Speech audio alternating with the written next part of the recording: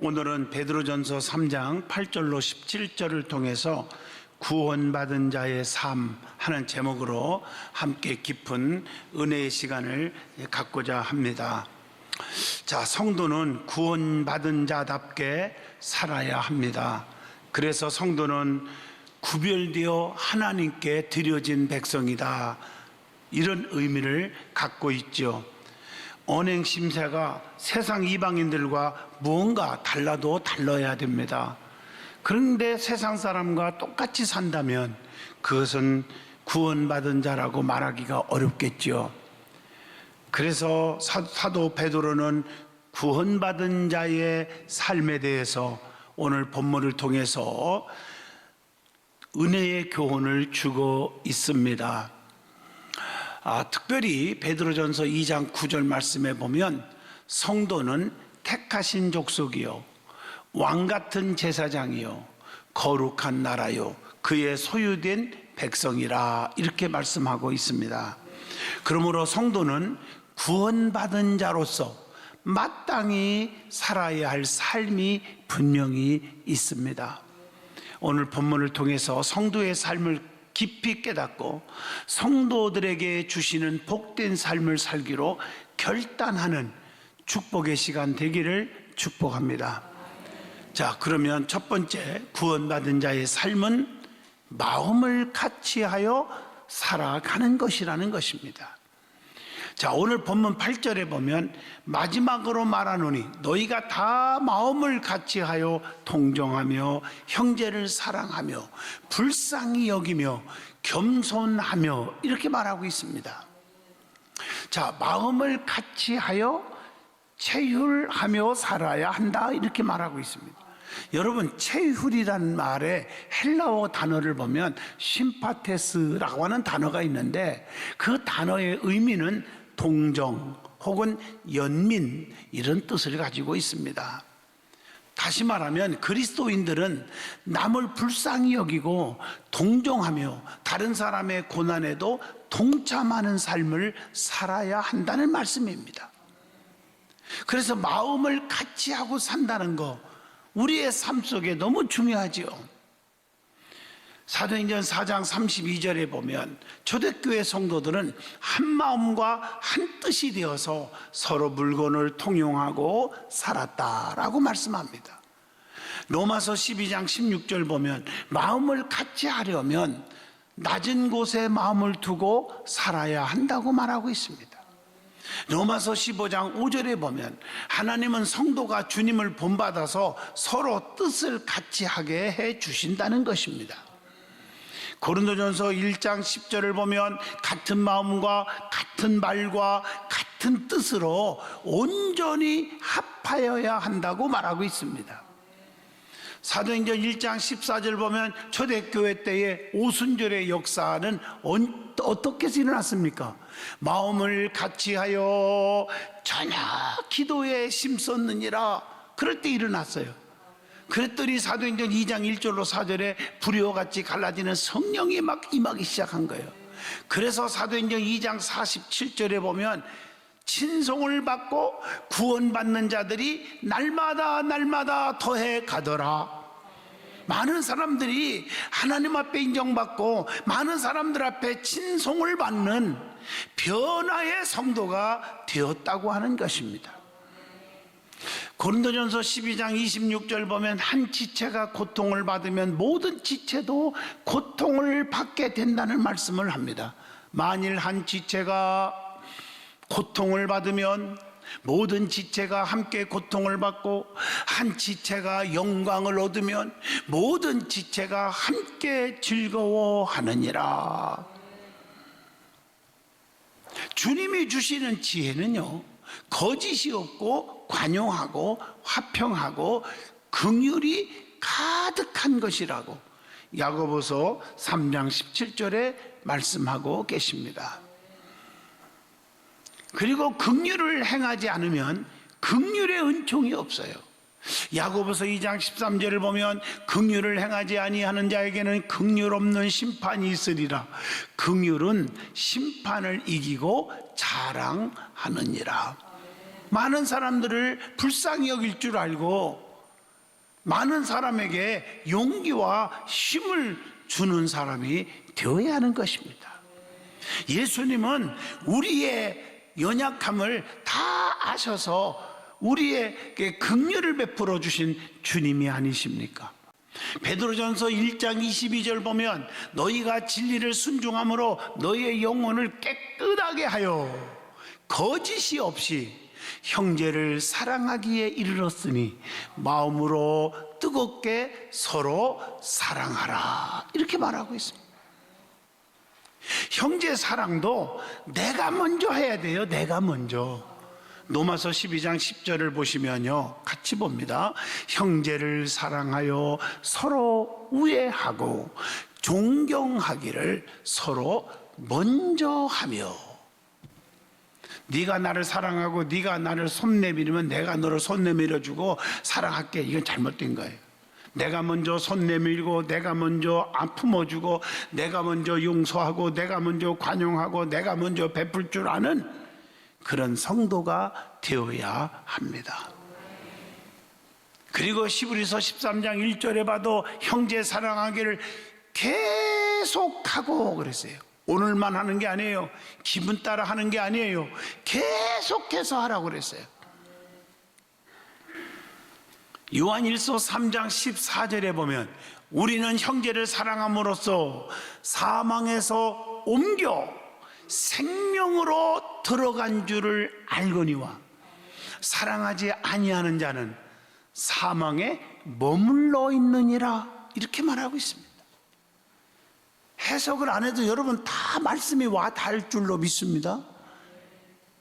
말과 혀로만 사랑하지 말고 오직 행함과 진실함으로 사랑하라고 요한일서 3장 18절에 말씀하고 계십니다. 뿐만 아니라 형제를 불쌍히 여겨줘라, 이렇게 말하고 있습니다. 마태복음 18장 33절 보면 불쌍히 여기는 것이 마땅하니라. 하나님이 우리를 용서하신 것 같이 우리도 용서하며 살아야 된다고 에베소서 4장 32절에 말씀했고, 주님이 우리를 불쌍히 여겨주셨기 때문에 저와 여러분이 구원받은 백성이 된 것입니다. 그래서 우리는 이웃에게, 남에게 용서를 베풀 줄 아는 그런 사람이 진정한 성도라는 것이죠. 잠언서 19장 17절에 보면 가난한 자를 불쌍히 여기며 살으라 그랬어요. 가난한 자를 불쌍히 여기는 것은 하나님께 꾸이는 것이기에 그 선행을 하나님이 분명히 갚아주신다고 했어요. 잠언서 14장 31절에 보면 궁핍한 자를 불쌍히 여기며 살으라. 궁핍한 자를 불쌍히 여기는 것은 주님을 존경하는 것이라는 거예요. 마치 누가복음 10장 33절에 나오는 말씀, 착한 사마리아 사람처럼 강도 만난 사람을 외면하지 않고 도왔단 말이에요. 자기 있는 거 다 털어서 살려줬단 말이에요. 레위인과 제사장처럼 겉으로만 예수 잘 믿는 척한 사람처럼 살지 않았단 말이에요. 행함을 보였단 말이에요. 사랑의 실천자가 되었다는 말이에요. 고난받는 자를 외면하지 않고 정말 돌보아 주었다는 거예요. 그렇게 살으라는 거예요. 오늘 본문 8절 말씀이 그거예요. 마음을 같이 하는 자는 겸손해야 되는 거예요. 겸손하지 못한 자는 함께 할 수가 없습니다. 자, 두 번째, 구원받는 자의 삶은 박해하는 자를 향해서 바른 자세를 갖고 사는 것이다, 이렇게 말하고 있습니다. 오늘 본문 9절의 말씀이에요. 악을 악으로 욕을 욕으로 갚지 말고 도리어 복을 빌라. 이를 위하여 너희가 부르심을 받았으니 이는 복을 이어받게 하려 하심이니라. 악을 악으로 갚지 말고 복을 빌어줘야 한다는 것입니다. 그럴 때 복 받고 안 받고는 그분의 자세, 태도, 변화, 결단, 화해, 용서에 따르는 것이지요. 마태복음 5장 44절 보면 주님은 성도에게 원수를 사랑하고 핍박하는 자를 위하여 기도하라 이렇게 말하고 있잖아요. 로마서 12장 14절에 보면 핍박하는 자를 저주하지 말고 축복하라고 했습니다. 로마서 12장 19절을 보면 원수 갚는 것은 누구에게 맡기라요? 주님 손에 맡기라 그랬어요. 내가 하려고 하지 말라는 거예요. 성도는 그 다음에 착하게 살기 위해서 부르심을 받았다 이렇게 말하고 있어요. 그래서 베드로전서 2장 21절에 보면 성도는 주님의 자취를 따라서 가야 합니다. 로마서 8장 28절에 보면 성도는 하나님의 뜻대로 부르심을 입은 자기 때문에 모든 것이 합력하여 선을 이루게 해 주신다는 것입니다. 베드로전서 3장 9절에 보면 박해하는 자들을 원수 삼지 말고 복을 빌어주면 복을 유업으로 받게 된다 그렇게 말하고 있습니다. 마태복음 19장 29절에 보면 주님을 위해 모든 것을 희생하면 하나님은 배의 축복과 영생을 상속받게 된다 그랬어요. 마태복음 25장 34절에 보면 성도의 삶은 오른편에 서는 것이고 예비된 나라를 상속으로 받게 된다라고 말씀합니다. 시편 133편 3절에 보면 하나님은 복을 명하사 곧 영생 주시잖아요. 여호와께서 복을 명하셨나니 곧 영생이니라. 참 놀라운 것은 여러분 천하보다 더 귀한 게 영생이에요. 너무 귀하지 않아요? 그래서 생명이 귀한 거예요. 자, 세 번째 구원받은 자의 삶은 말을 조심해야 한다라고 말씀합니다. 오늘 본문 10절을 함께 보겠습니다. 악을 악으로 욕을 욕으로 갚지 말고 도리어 복을 빌라. 이를 위하여 너희가 부르심을 받았으니 이는 복을 이어받게 하려 하심이니라 라고 말씀합니다. 성도는 생명을 사랑하고 좋은 날 보기를 원하는 자들입니다. 오늘 이 말씀에 좋은 날을 보기를 원하시냐냐, 원하는 자는 어떻게 하라? 답이 나와요. 성도는 현재보다 미래의 소망을 갖고 살게 됩니다. 그리고 반드시 빛을 보게 되는 날이 옵니다. 욥기서 33장 28절을 보면 하나님이 내 영혼을 건지사 구덩이에 내려가지 않게 하셨으니 내 생명이 빛을 보겠구나 하리라 이렇게 말합니다. 다윗도요 하나님의 은혜를 볼 것이라고 그랬죠. 시편 27편 13절 보세요. 내가 산자들의 땅에서 여호와의 선하심을 보게 될 줄 확실히 믿었노라 이렇게 말하고, 여러분 좋은 날 보기를 진심으로 원합니까? 오늘 성경 말씀 본문을 통해서 답을 얻어야 합니다. 어떻게 해야 됩니까? 잘 보세요. 혀를 금하고 악한 말을 그치라 라고 말했습니다.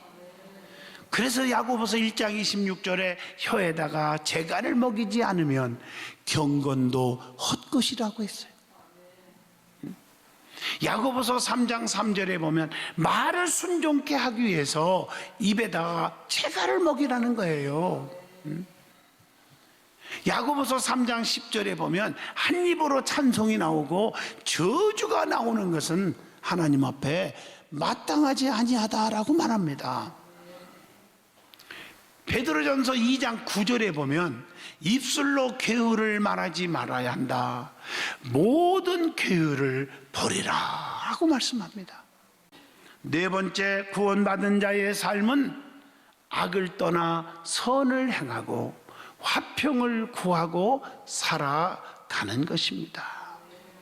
오늘 본문 11절에 보면 악에서 떠나 선을 행하고 화평을 구하며 그것을 따르라 이렇게 기록되어 있습니다. 성도는 모든 악을 떠나야 합니다. 그래서 욥기서 28장 28절에 또 사람에게 말씀하셨도다. 보라, 주를 경외함이 지혜요 악을 떠남이 명철이니라. 많이 배웠다고 똑똑한 게 아니에요. IQ가 높다고 똑똑한 게 아니에요. 하나님을 경외하는 자가 되어야 돼요. 악에서 떠나는 자가 되어야 돼요. 그것이 진정한 명철이에요. 그것이 지혜예요. 성도들이 악에 빠지지 않도록 보존하기를 우리 예수님은 기도하셨습니다. 요한복음 17장 15절에 내가 비옵는 것은 다만 악에서 빠지지 않게 보존하시기를 위함이니라 라고 기록되어 있습니다. 잠언서 16장 16절로 17절을 보시면 하나님을 잘 경외함으로 악에서 떠나게 되는 거예요. 하나님을 똑바로 잘 믿는 사람은 악이 있을 수가 없는 거예요. 왜 내 마음속에서 악이 자꾸 생깁니까? 그것은 하나님을 경외하는 것이 아니기 때문입니다. 그 속에 하나님이 없기 때문입니다. 성령에 충만하지 않았기 때문입니다. 그래서 오늘 말씀에 또한 선을 행하라. 요한 3서 1장 11절에 보니까 선을 행하는 자는 하나님께 속한 자다. 다섯 번째로 구원받은 자의 삶은 의인을 향한 주님의 보호를 믿는 것입니다. 본문 12절을 봅니다. 주의 눈은 의인을 향하시고 그의 귀는 의인의 간구에 기울이시되 주의 얼굴은 악행하는 자들을 대하시느니라 하였느니라. 주님의 눈은 누구를 향하신다고요? 의인을 향하신다. 회개하고 돌아오는 탕자를 반겨주시는 하나님의 사랑을 상기시켜 주잖아요.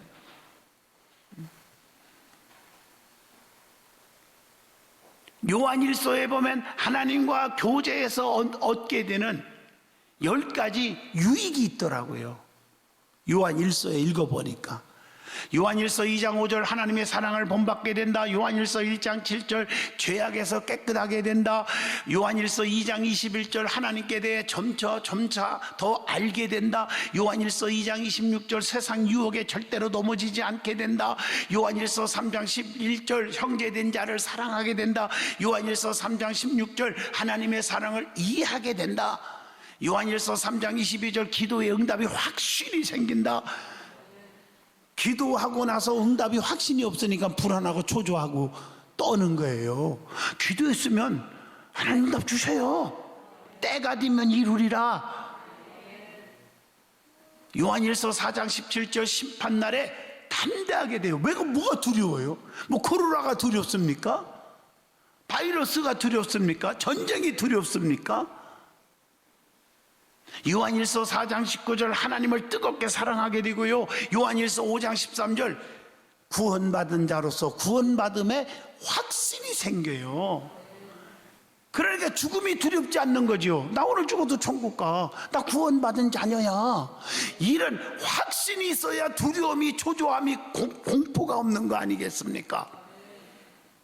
그리고 주님의 귀는 성도들의 간구에 귀를 기울이신다 이렇게 말하고 있잖아요. 이 시편 40편 1절 보시면요, 내가 여호와를 기다렸더니 귀를 기울이사 나의 부르짖음을 들으셨도다 이렇게 말하고 있어요. 잠언서 15장 8절 보면 악인의 제사는 여호와께서 미워하셔도 정직한 자의 기도는 그가 기뻐하시느니라. 에레미야 33장 3절 너희는 내게 나와 부르짖으라 그리하면 내게 응답하겠고 네가 알지 못하는 크고 은밀한 일을 내게 보이리라. 열왕기하 20장 2절 보세요. 히스기야 왕가 낯을 벽을 향하여 하나님께 통곡하며 기도했더니 생명을 연장해 주잖아요. 죽을 병에서 살려주셨잖아요.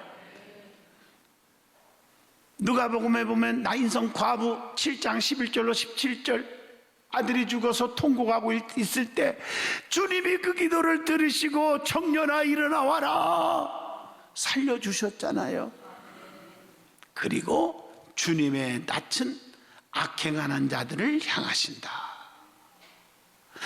하나님은 행위의 악한 대로 보응하신다고 시편 28편 4절에 말하고 있습니다.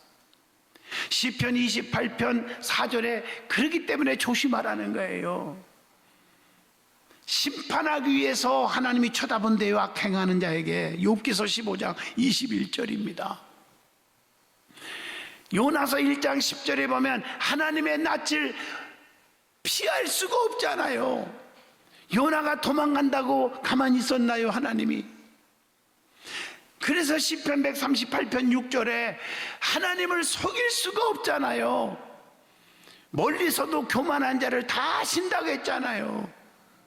6번째, 구원받은 자의 삶은 선한 양심을 갖고 선을 행하여야 한다고 말씀합니다. 본문 13절의 말씀이죠. 선을 행하는 자는 누구도 해할 자가 없게 해준다고 13절에 그렇게 말하고 있어요. 그래서 고린도전서 15장 58절에 성도는 주의 일에 힘쓰는 자가 되라. 데살로니가전서 5장 15절에 모든 사람을 선으로 대하라. 요한삼서 1장 11절에 선을 행하는 자는 하나님께 속한 자가 되는 거다. 로마서 13장 3절에 선을 행하는 자는 권세자들 앞에서도 두렵지 않게 한다. 그래서 로마서 8장 31절에 우리가 무슨 말을 하리요? 만일 하나님이 우리를 위하시면 누가 우리를 대적하리요? 하나님이 나를 사랑하고 붙잡는데 누가 나를 괴롭힐 수 있겠습니까? 그 말입니다. 그래서 오늘 본문 16절로 17절에 또한 말씀을 줍니다. 선한 양심을 가져라. 사도행전 24장 16절에 보면 하나님과 사람에 대하여 항상 양심에 꺼리낌이 없기를 힘쓰라고 말했고요. 디모데전서 1장 5절에 보면 청결한 마음과 선한 양심과 거짓이 없는 믿음으로 살아야 한다고 말하고 있습니다. 본문 17절을 보면 선을 행함으로 고난받는 것이 악을 행함으로 고난받는 것보다 나은 것이라고 말하고 있습니다. 7번째, 구원받은 자의 삶은 의를 위해서 고난을 받게 된다는 것입니다.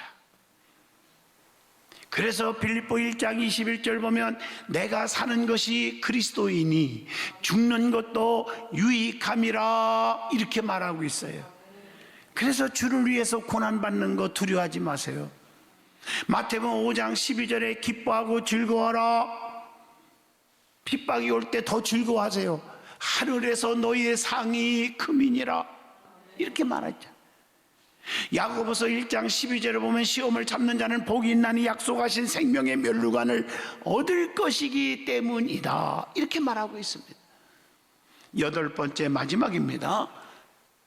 구원받은 자의 삶은 마음속에 그리스도를 주로 삼고 살아야 한다고 본문 15절에 말씀을 합니다.